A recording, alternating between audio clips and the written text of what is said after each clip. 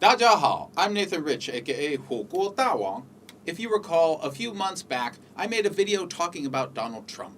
I mostly said I didn't really get what the big problem was people had with him.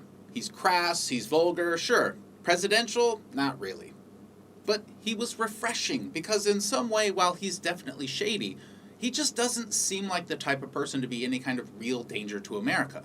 And so I didn't exactly endorse him, but I did basically say that he didn't seem all that bad.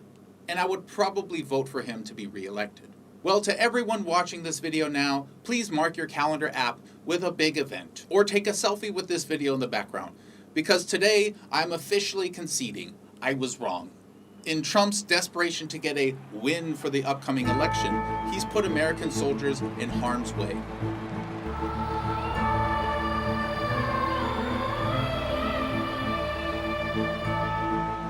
Mr. Soleimani was a military general in Iran. That is, until he and 9 other people were assassinated by the United States government a few days ago. There's been a lot of coverage of this incident in the news, but there's an underlying groundswell forming as well. People are getting very, very sick of this. And I believe something big is happening in America today. I will be making videos soon that clarify how I think about global issues like terrorism, the Middle East, the US involvements in other countries, and so on. But for the sake of this video, know this. I don't think the United States or any single country should act as the police of the world. And call me controversial, but I don't think it's moral to bomb other countries without declaring war with valid reason. Crazy, I know. A more ideal situation for the world might be for international organizations to be proportionately funded and directed by the countries of the world. There's a lot to talk about there, but certainly no one out there can truly believe that one single nation should be in charge of the world. President Trump told the world that Soleimani was planning imminent attacks on Americans stationed in the Middle East, but that we caught him in the act. Soleimani was plotting imminent and sinister attacks on American diplomats and military personnel, but we caught him in the act. He said that Soleimani has been responsible for killing Americans in the Middle East before. He said the U.S. took action to stop a war rather than to start one. We took action last night to stop a war. We did not take action to start a war. Oh, okay. Well, I guess that clears it up.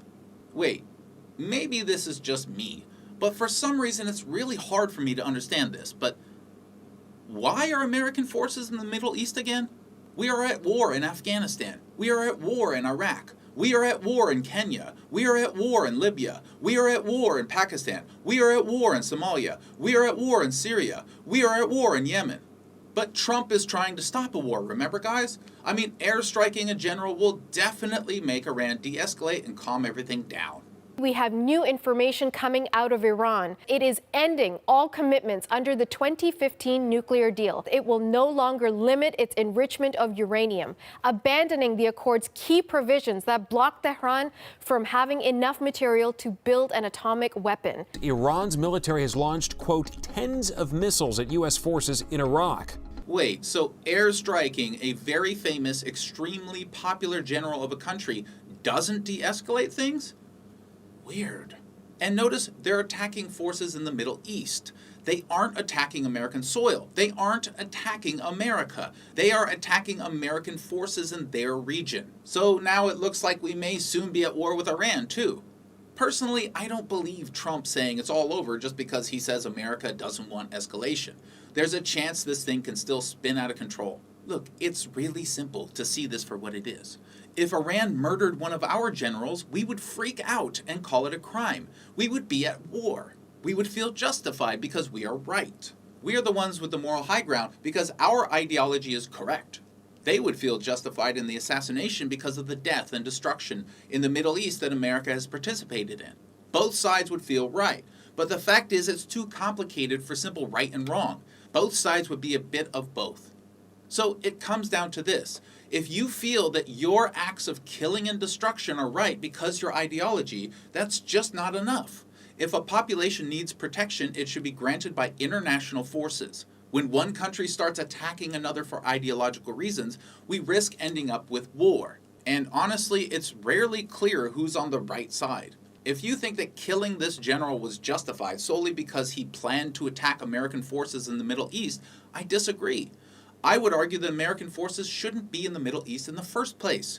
The majority of the American people don't support these wars. Less than half of the Americans polled say that the invasion of Iraq was the right decision, for example. That is not democratic support. The continuation of them is against the democratic spirit of the United States. They shouldn't be there. Their presence is an affront to the so-called democratic will of the people.